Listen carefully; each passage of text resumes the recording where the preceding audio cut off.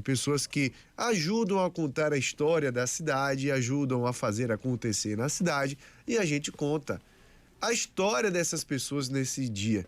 Vamos ao nosso quadro Minha Vida, Minha História. Ouça agora no programa Bom Dia Feira. Minha Vida, Minha História. Experiências de sucesso. Nosso convidado de hoje, o cantor Paulo Bindá, nascido em Feira de Santana no dia 17 de novembro de 1967. Paulo Bindá começou sua carreira artística cantando e tocando o estilo pop rock nacional em bares e pequenos eventos na década de 80. Em 94 lançou seu primeiro LP e logo após o CD Vou Prosseguir, que teve como música de trabalho a canção Vem Pra Mim, nesse período foi convidado para se apresentar em cima de um trio elétrico, de onde nunca mais se afastou, inclusive tocou na última Micareta de Feira. Cantor versátil e eclético, em 2002 formou a banda Axé Balanço, se apresentando em diversos estados brasileiros, como Minas Gerais, São Paulo, Maranhão, Piauí, Pernambuco, e atualmente tem um estúdio de gravações onde produz seus próprios trabalhos musicais, além de auxiliar outros artistas e bandas. Paulo Bindá, muito bom tê-lo aqui conosco, amigo. Olá, Fernando, que maravilha, que prazer mais uma vez aqui no Bom Dia Feira. Essa família do Bom Dia Feira realmente que, inclusive, me abraçou aí no quadro falando de música, me convidou para fazer alguns quadros, não é? E a gente vem fazendo. E para mim é uma honra estar aqui nesse quadro, o Minha História, Minha Vida, Minha História. Minha História, exatamente. E eu estou aqui aberto a qualquer, não tem negócio de esconder nada, entendeu? Pode perguntar o que você quiser. Não, e é curioso que eu falava isso essa semana, inclusive, que eu acho bacana a ideia da nossa querida produtora Ana Paula, da gente trazer convidados, né, para apresentar Excelente. As temporadas do Falando de Música. Porque, na verdade, o que é o Falando de Música? É um quadro no qual a gente faz uma pesquisa musical. Nós, como jornalistas, conseguiríamos fazer? Claro, né? Faz parte da nossa vida, né? É isso. Um olhar diferente, mas cada pessoa tem um olhar diferente. Essa é a questão, entendeu?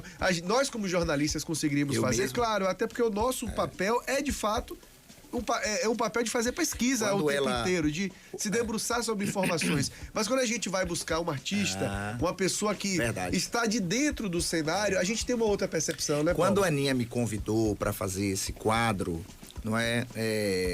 Eu fiquei surpreendido e, ao mesmo tempo, muito grato, não é? Eu, por ter estúdio, ter essa convivência com rádio, com estúdio, com criação de materiais de áudio, vamos dizer assim, para mim, eu disse, vai ser fácil, vai dar para mim e tal, vou aqui e tal. Aí eu falei com ela, olha, eu vou falar das coisas de Feira de Santana, não é? Ela, não, tudo bem, fique à vontade e tal. E aí, tanto é que eu comecei falando lá da década de 60 das bandas de baile, o primeiro episódio. Que eu fui buscar aí os músicos de banda de baile, que hoje já estão com 68, 70 anos, muitos já faleceram, e eu conversei com as famílias e tal. E aí as ideias vão surgindo, né? Aí depois eu falei com o pessoal dos anos 80, a galera da MPB, né? Depois eu falei com a galera do pop rock, me parece. E inclusive depois que eu falo aqui no Bom Dia Feira, a gente coloca no meu canal, né? O mesmo áudio eu coloco lá no meu canal. E assim, essas ideias foram surgindo. Mas a partir do momento que você vai tendo desafios de fazer, aí eu vejo o quanto ser jornalista, no caso, eu não sou jornalista, mas de qualquer forma eu faço um trabalho de pesquisa. Sim. Quanto é trabalhoso. E às vezes não é nem só a pesquisa que é trabalhosa, às vezes é a pessoa que você quer entrevistar. Às vezes você quer contactar aquela pessoa, não consegue, não corre da vida, né? Um determinado artista. Por exemplo, o da Micareta mesmo, eu queria fazer com personalidades de Feira de Santana, falando o que é que lembrava da Micareta e a música que marcou a Micareta, com personalidades de feira que não era artista. Mas aí eu não consegui, tava todo mundo no corre-corre. E aí acabei fazendo aquele com o Marcionílio Prado, que encontrou comigo lá no meu estúdio e tal. Então, assim, muito bom esse quadro, muito legal. Acho que você deve abrir também para outros formadores de opinião, para outros artistas, porque é muito gostoso. E eu coloco o meu estúdio à sua disposição. porque como é da música de Feira de Santana e falando da música, eu tenho o maior interesse em perpetuar esse quadro e, se precisar do nosso estúdio lá pra pessoa ir lá gravar, fica à vontade, viu, Fernando? Pô, agradeço, amiga, agradeço a parceria. E eu posso até também passar assim a minha, vamos dizer, a minha experiência e a minha prática, como é que eu faço, não é? Sim. Que isso é importante. Às vezes a pessoa fala assim, mas poxa, tudo bem, eu posso até falar, mas como é que eu começo? Aí você fala assim, ó, procure Paulo Bindá, que ele vai te dar Ele vai lhe dar um manual. uma orientação. Mas vamos falar de Paulo Bindá hoje, né? Esse quadro, ele é bem característico por falar sobre personalidades da cidade, né? E contar, como o nome mesmo já diz, a vida e a história da pessoa. Que ótimo. Né? Quando a gente olha hoje o Paulo Bindá, né? Artista muito conhecido na cidade, com sua história para contar, né? Obviamente que a gente vê a ponta do iceberg, a gente não vê toda a história que foi construída para chegar ao Paulo Bindá que é hoje. Como foi o ponto de partida para você? Quando foi que a música entrou na sua vida para não sair mais? E quando foi que você colocou na cabeça que eu vou fazer música profissionalmente? Fernando, eu desde a infância que eu tenho esse contato com a música, com a cultura, porque eu sou de um bairro bastante cultural, que é os Olhos d'Água ali. Eu nasci na Chácara São Cosme, meus pais vieram do Ceará na década de 60, final da década de 60, meus pais vieram para a Feira de Santana, trazendo todos os meus irmãos em uma rural, entendeu? E aqui minha mãe ficou grávida e eu nasci já em Feira de Santana, na Chácara São Cosme. E na minha infância eu tinha aquele contato ali com o bando anunciador, tinha contato com a micareta pertinho ali da gente, que era na Senhor dos Passos, não é? Minhas irmãs me levavam ali na Senhor dos Passos, na micareta, naquela época ainda usava mortalhas, né? E meu irmão era um excelente tocador de cavaquinho, minha irmã também canta nas igrejas católicas, minha irmã Margarida, compositora também. O meu irmão mais velho, Castelo, tinha uma casa de sinhá e samba aqui, né? É falecido ele hoje. E eu tive esse contato, vamos dizer assim, com esse mundo artístico, não é? Ali tínhamos os trios elétricos ali, quando eu era criança tínhamos o trio elétrico Paturi, tinha o Maravilha, né? Então, eu tinha vizinhos, ainda tenho até hoje, né? A família Belmonte, que são muito culturais, que tinha a atriz Estelinha Belmonte, que ela sempre me auxiliava na minha infância, ela que descobriu, na verdade, os meus dotes de cantar em público, porque quando eu tinha 9, 10 anos de idade, eu cantei o hino à feira na minha escola, né? Que eu era da rede municipal ali. E aí ela descobriu, eu já fazia parte da bandinha da escola, tocava pratos e tal ali. E aí ela me convidou para fazer o hasteamento da bandeira e cantando o hino à feira. Então aí, desde essa época... Então nós tínhamos ali um grupo de amigos na Araújo Pinho. Na Araújo Pinho sempre teve assim um jardinzinho ali, que tinha uns bancos antigamente e tal. E aí a gente sentava ali para tocar violão, eu com 13, 14 anos, enquanto a galera tava jogando bola, né? Eu ia tocar violão, porque eu era péssimo de bola. Entendeu? Era péssimo de bola. Então o pessoal dizia, vai pegar teu violão ali, fica ali e tal. Vai animar o baba da galera, né? Era, exatamente. Eu fiquei... Não, era ali no meio da rua mesmo, aqueles golzinhos que chamava golzinho antigamente. Sim. E ali eu nunca me adaptei. Às vezes eu jogava só pra brincar mesmo, mas o meu negócio era tocar e cantar. Sempre fui um pouco bem afinado. E nós viemos daquela época ali de uma música refinada, né?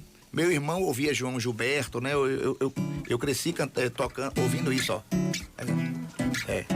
Vou te contar, meus olhos já não podem ver coisas que só o coração pode entender.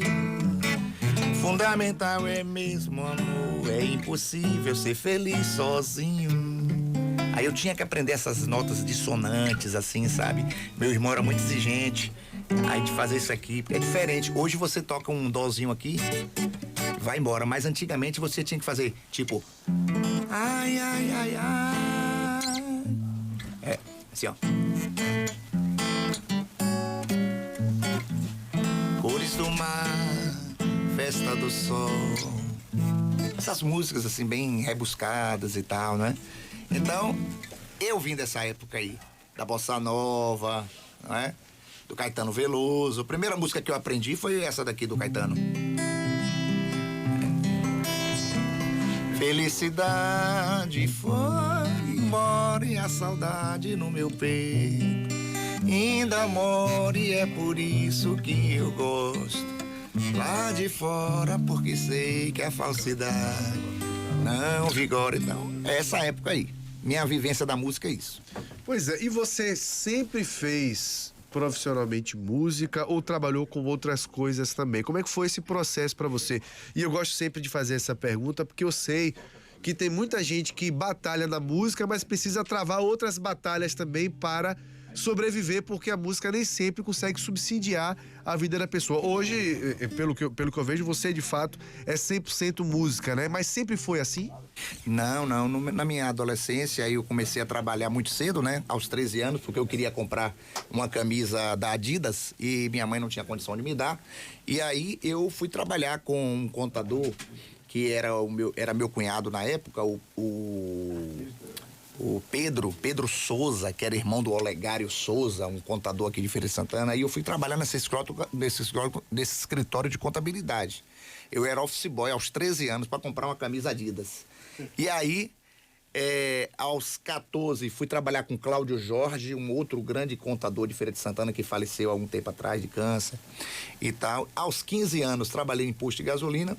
E aí, aos 18 anos de idade, eu estava no posto de gasolina, eu atendia duas pessoas que foram fundamentais, assim, para minha vida profissional.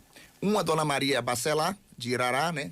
Que eu atendia ela lá no posto de gasolina. E a outra, o seu Albino Brandão de Souza. E aí, um dia, seu Albino Brandão de Souza chegou para mim e disse: você quer trabalhar no banco? Aí eu disse: mas que banco? O Bamerindos aqui, você é um menino bonito e tal.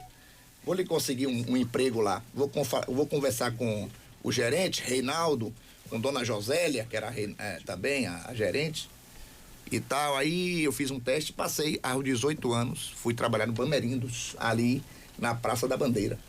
Trabalhei ali, maravilha, com o Zé Gomes, com o Reinaldo, com o Ciné, também são colegas que eu me lembro de antigamente, né, do Bamerindos.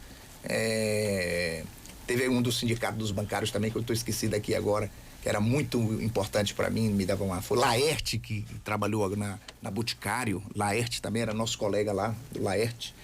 Então, assim, esse período no banco foi muito bom. Passei 2 anos e meio sendo bancário, mas sempre tocando violão, hein? Sempre tava lá, ó, no violãozinho, nos karaokês da vida, fazendo os karaokê. Tinha um karaokê em Feira de Santana, famosíssimo, que era no Cabaré New Night, e toda quinta-feira, e lá no Cabaré a gente ia ali na Mariquitéria, né?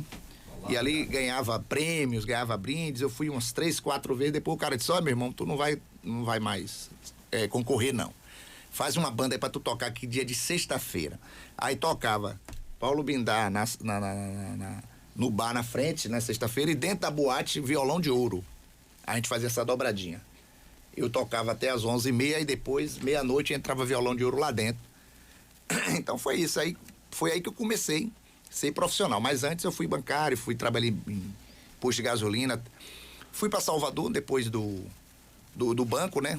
Para outra rede de postos. E aí foi um divisor de águas na minha vida, que em 1989 eu tomei uma queda de moto em Salvador. Né? Tomei uma queda de moto ali na curva em Ondina, ali, naquela curva do Instituto de Reabilitação da Bahia. Naquela curva ali. Eu me passei ali, caí, fiquei 2 meses hospitalizado. Nossa. E aí tive que voltar pra feira. Já estava em Salvador, já tinha conhecido o produtor de Netinho, que na época eu imitava muito Netinho, né? Aliás, a gente imitava e tinha esses caras como referência, né? Ricardo Chaves, né? Ricardo Chaves, o próprio Duval Leles, o Netinho. Aí eu já estava conhecendo a produtora de Netinho lá, a produção, pra eu formar uma banda pra cantar lá. Mas aí tomei essa queda dessa moto, Dilson Barbosa, e aí tive que voltar pra Feira de Santana. Nessa época conheci a minha primeira mulher, né? E aí quando em Em julho em 90, nasceu meu primeiro filho. Aí tive que ficar em feira. Já essa história de vida será sequenciada, porque nós vamos agora fazer um pequeno intervalo para o comentário.